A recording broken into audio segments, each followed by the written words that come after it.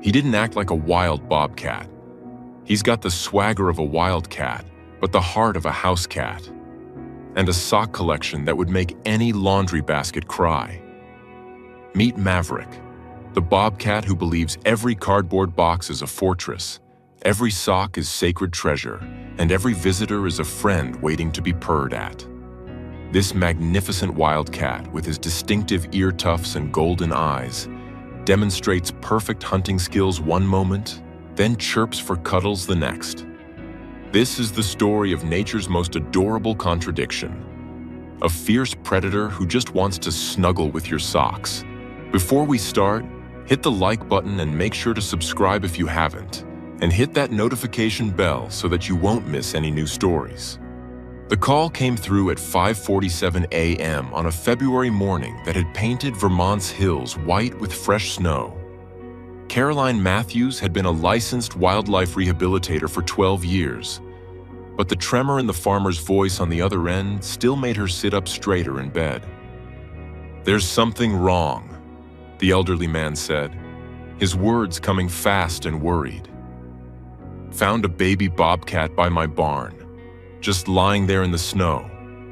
Mother's been dead on Route 89 since yesterday. State trooper confirmed it. This little one won't make it without help." Caroline was already pulling on her boots as she took down the address.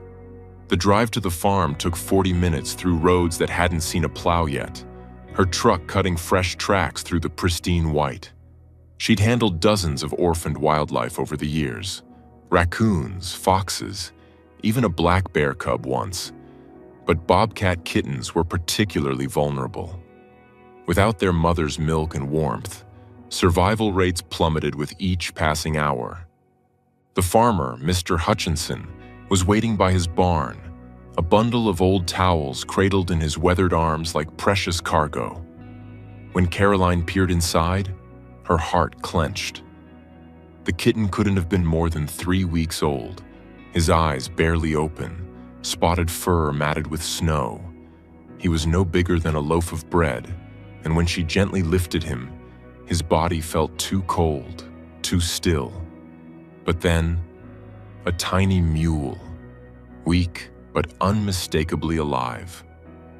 "Temperatures dropping to 10 below tonight," Mr. Hutchinson said quietly. "Would have been dead by morning." Caroline nodded, already assessing.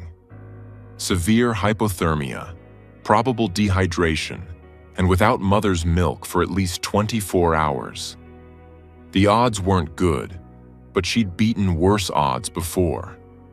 She tucked the bundle inside her jacket for the drive home, feeling the faint rise and fall of tiny breaths against her chest. Her rehabilitation facility, a converted barn behind her house equipped with heating units, incubators, and medical supplies, had seen many critical cases. But something about this kitten struck her differently. Maybe it was the way he'd tried to lift his head when she'd first touched him, or how his tiny paw had curled around her finger with surprising strength. Whatever it was, Caroline found herself whispering promises to him during the drive. "Stay with me, little one. Just stay with me." The first 72 hours were critical. Caroline set up round-the-clock care in her kitchen, easier to monitor than the barn. The incubator maintained a steady 90 degrees. IV fluids corrected the dehydration, and specialized formula replaced mother's milk.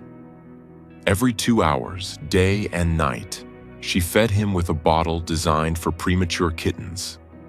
He was so small that the standard wildlife bottles were too large. On the 4th day, his eyes fully opened, stunning gold with black pupils that seemed to take in everything.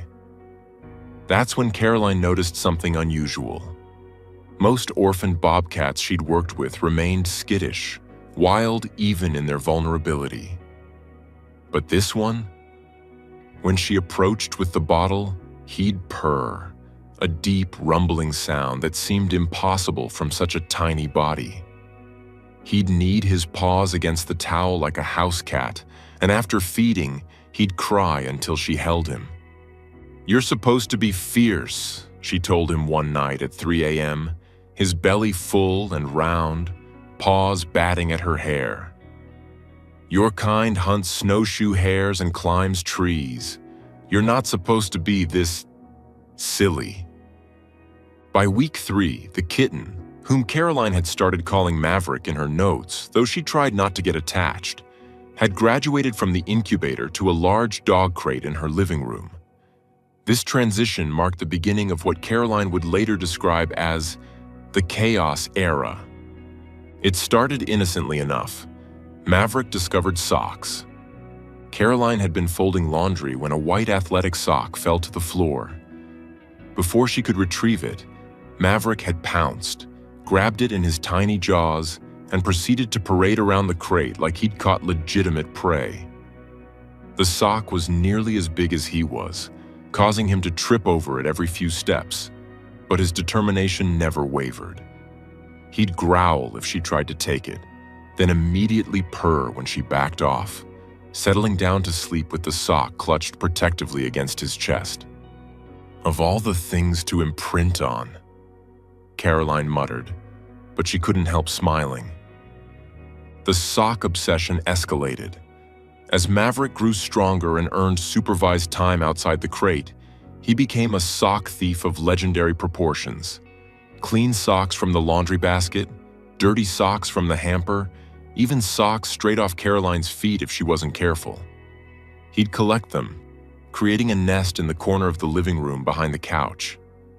By the time he was 8 weeks old, Caroline had to buy new socks weekly because half her collection had disappeared into Maverick's hoard. Then came the boxes. The first incident happened when Caroline received a delivery of medical supplies. She'd left the cardboard box by the door, intending to break it down for recycling. Within minutes, Maverick had claimed it. He'd somehow maneuvered his increasingly substantial body inside, peering out with an expression of pure satisfaction. When Caroline tried to remove him, the box contained residual shipping materials that could be harmful. He'd gripped the edges with his claws and yowled in protest. "Fine," she conceded, carefully removing any packing materials. But just this once. It was not just once. Every delivery became an event. Maverick would hear the delivery truck from rooms away, racing to the door with excitement that rivaled any dog's. Small boxes, large boxes, oddly shaped boxes. He tried to fit into all of them. As he grew from kitten to juvenile, weighing 15, then 20 pounds, the sight became increasingly comical. Caroline had videos on her phone of Maverick, now sporting impressive ear tufts and massive paws, trying to squeeze into a shoebox meant for human feet half his size. The rehabilitation process wasn't all play, though. Caroline worked diligently on maintaining Maverick's wild instincts. She wore thick gloves during play sessions to discourage him from seeing human hands as toys. She introduced live prey training with mice and rats, humanely sourced from a supplier who provided feeders for rehabilitation centers. She built climbing structures in the barn and taught him to hunt through puzzle feeders that mimicked the challenge of catching real prey. But Maverick seemed to exist in two worlds. During training sessions, he was all Bobcat, stalking with lethal precision, pouncing with power that reminded Caroline why these animals were apex predators in their weight class. His canine teeth had grown impressive, his muscles rippled under his spotted coat, and his reflexes were lightning fast. Yet the moment training ended, he'd transform. He'd follow Caroline around the house like a devoted dog, chirping and trilling for attention. He'd bring her gifts, usually socks, sometimes toy mice from his training sessions. Once, memorably, an entire roll of toilet paper he'd unraveled throughout the house. He'd purr so loudly during their evening routine that Caroline could hear him from the next room. The challenge came as Maverick approached 6 months old. Standard protocol dictated that bobcats should be released back to the wild between 6 and 8 months. Once they demonstrated adequate hunting skills and appropriate wariness of humans. But Maverick presented a unique problem. His hunting skills were excellent. He could catch live prey with ease, climb trees, and had even successfully hunted a rabbit Caroline had released in the large outdoor enclosure. But his attachment to humans, specifically to Caroline, remained strong. "He's not a pet," Dr. Sarah Winters, the veterinarian who worked with the rehabilitation center, reminded Caroline during Maverick's 6-month checkup. "You know that, right? No matter how sweet he seems, he's a wild animal." Caroline nodded, though her heart wasn't in it. She knew Dr. Winters was right. She'd seen what happened when wild animals became too habituated to humans. It usually ended tragically for the animal. But Maverick was different. Wasn't he? The decision was taken out of her hands 2 weeks later. Caroline had been preparing Maverick's evening meal when she heard the crash. Racing to the living room, she found Maverick on top of the bookshelf, impressive considering it was 7 feet tall, with several books scattered on the floor. But it wasn't the mess that concerned her. It was Maverick himself. He was pressed against the wall, ears flat, making a low growl she'd never heard before. Then she saw it. A massive tomcat outside the window, easily the largest feral cat she'd ever seen. The tom was sitting on the porch rail, staring at Maverick with the casual arrogance of an animal that had never lost a fight. Maverick, 25 pounds of muscle and wild instinct, was trembling. "Oh, sweetheart," Caroline breathed, understanding flooding through her. Maverick had been taken from his mother too young. He'd never learned proper Bobcat social skills, never understood his place in the hierarchy of predators. He saw himself not as a fierce wildcat, but as something smaller, more vulnerable. The sock-carrying, box-sitting, purring creature he'd become wasn't an act. It was who he truly was. That night, Caroline made calls.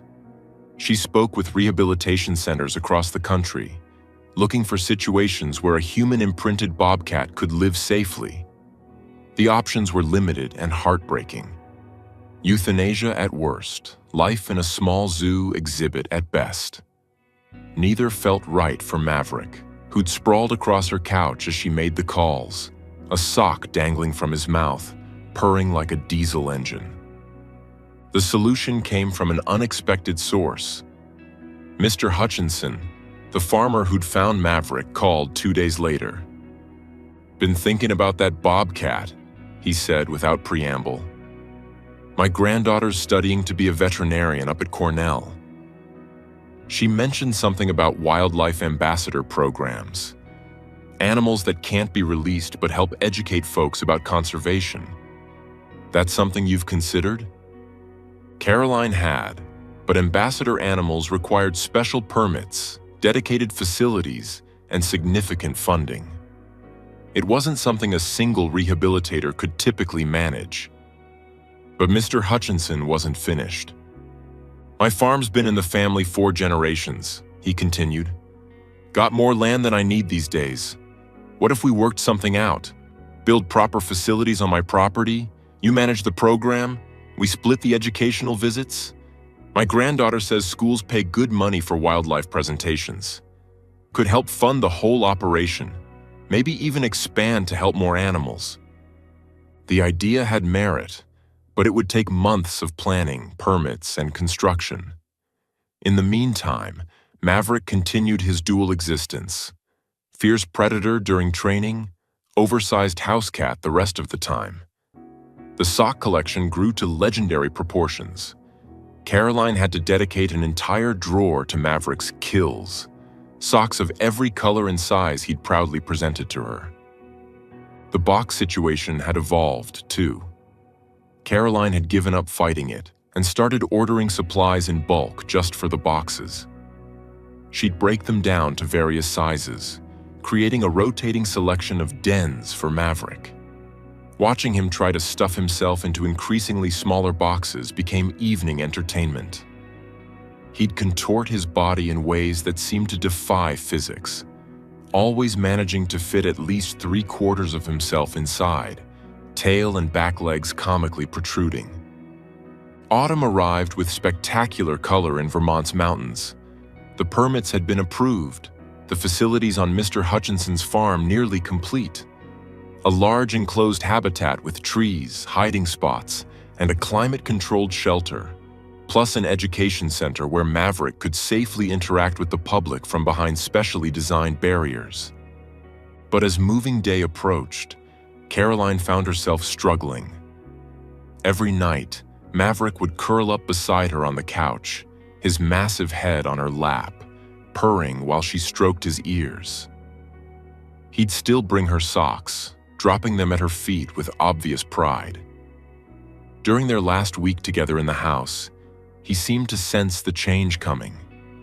He became clingy, following her from room to room, crying if she closed a door between them.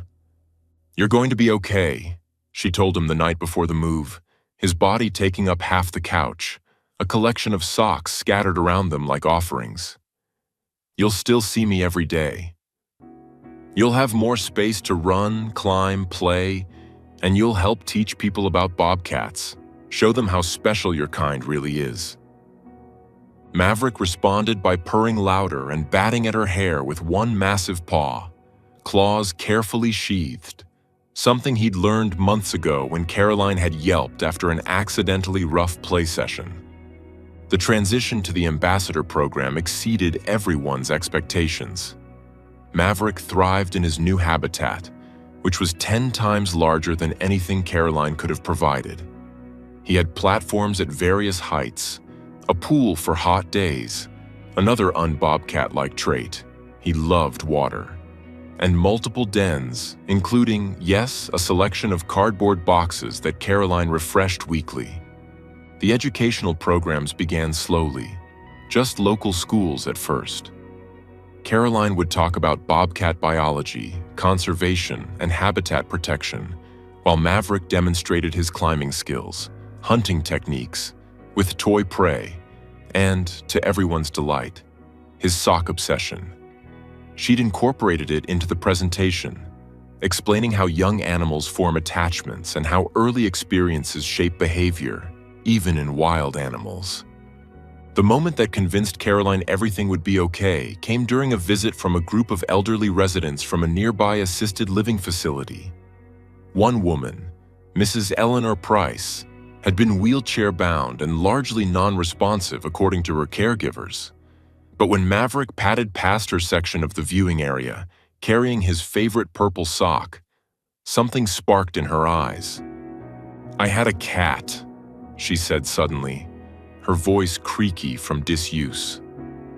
"During the Depression, he'd carry my father's socks around just like that. Daddy would pretend to be mad, but he'd buy extra socks just for Whiskers." Her caregivers were amazed. It was the most she'd spoken in months. Caroline brought Maverick closer to the barrier, and he, perhaps sensing something, sat down and began purring, the sound carrying across the space. Mrs. Price smiled, a transformation that had her caregivers wiping away tears. That became Maverick's true gift. Yes, he educated thousands about wildlife conservation and bobcat behavior. His story helped raise funds for the rehabilitation center, allowing Caroline to save dozens more animals. But his greatest impact was in those moments of connection. The child afraid of animals who laughed at his box antics. The veteran with PTSD who found peace in his purring. The teenager struggling with feeling different who related to a wild animal that didn't quite fit the mold. 3 years after that cold February morning, Maverick had become something of a local celebrity. His Instagram account at Sock Thief Maverick had over 100,000 followers. The rehabilitation center had expanded to include 3 full-time staff members and had successfully released 47 rehabilitated animals back to the wild.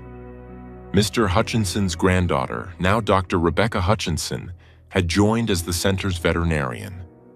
But for Caroline, the most precious moments remained the quiet ones. Each evening, after the visitors left and the educational programs ended, she'd sit with Maverick in his habitat. He'd still bring her socks. She kept a supply in a bucket by the entrance. He'd still try to fit into boxes too small for his magnificent frame. And he'd still purr, that impossible rumbling sound that had no business coming from a fierce predator. One evening, as the first snow of winter began to fall, reminiscent of that morning 3 years ago, Caroline watched Maverick playing with a cardboard box, trying to ambush it as if it were prey. He pounced, missed comically, and ended up tumbling head over paws, the box landing on top of him. He emerged with his ear tufts askew and an expression of wounded dignity that lasted exactly 3 seconds before he attacked the box again. "You know," Dr. Rebecca said, joining Caroline at the viewing area, "I've studied animal behavior for years, and I still can't explain him. By all rights, he shouldn't be this happy. Animals raised without their mothers, especially predators, usually develop serious behavioral issues." Caroline smiled, watching Maverick finally defeat the box and proceed to try cramming himself inside it. Maybe that's the lesson. Sometimes the unexpected path is the right one. He wasn't meant to be a typical bobcat, and that's okay. He's teaching people that wild animals are individuals, with personalities and quirks and the capacity to surprise us. And an apparently infinite capacity for sock theft, Rebecca added as Maverick emerged from his box, a black sock in his mouth that Caroline was pretty sure had been in her laundry basket that morning. As if sensing their attention, Maverick looked their way and did his greeting ritual, a chirping trill followed by an elaborate stretch that showed off every one of his 25 pounds of muscle. Then he padded over to the viewing area, sock still dangling from his mouth, and settled down against the barrier closest to Caroline. His purr rumbled through the evening air, a sound of complete contentment. The bobcat, who'd arrived as a dying kitten, no bigger than a loaf of bread, had grown into something unprecedented. Neither fully wild nor truly tame, but something uniquely himself. He was living proof that conservation came in many forms, that education could happen through joy and laughter as much as facts and figures, and that sometimes the silliest, most unexpected connections were the ones that saved lives, both animal and human. As the snow continued to fall, Caroline reached through the specially designed interaction slot to stroke Maverick's ear. He leaned into the touch, purring louder, the sock dropping forgotten as he dozed off. In the education center, the day's collection of visitor drawings covered the bulletin board. Dozens of pictures of a spotted cat with boxes and socks, drawn by children who would grow up understanding that wildlife deserved protection, respect, and sometimes a little bit of silliness. The journey from trembling orphan to confident ambassador had been paved with chaos, comedy, and comfort, just as Caroline had documented in her journals. But it had also been paved with love, understanding, and the recognition that sometimes the animals that don't fit the mold are the ones that teach us the most about acceptance, adaptation, and the beautiful unpredictability of life. Maverick might not have been the bobcat nature intended him to be, but he'd become the bobcat the world needed him to be.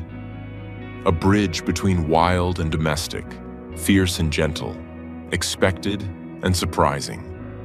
And as Caroline headed home that night, she couldn't help but smile at the purple sock tucked into her pocket. A gift from a wild predator who taught her that sometimes the best conservation stories were the ones that made people laugh, cry, and believe in second chances.